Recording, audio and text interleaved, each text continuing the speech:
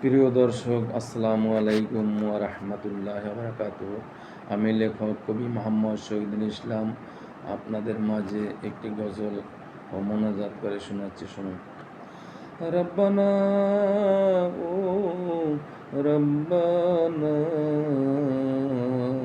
মাফ করে দাও জীবনের ওই সবগুলা।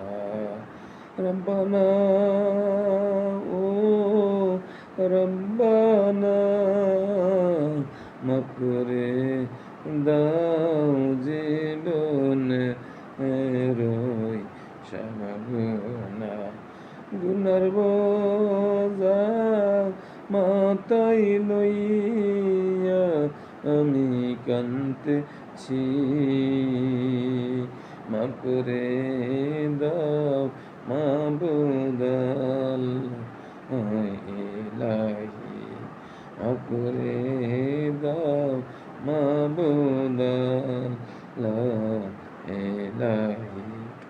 যত গুনাহ করছি মাবুদ জীবনে, মাফ করে দাও নবীজির খাতিরে, মাফ করে দাও নবীজির খাতিরে।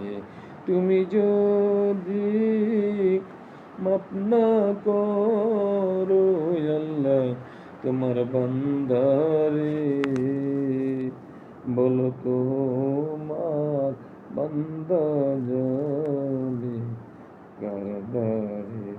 তুমি যদি মাফ না করো আল্লাহ তোমার বান্দারে, বলো তোমার বান্দা যাবে কারবারে।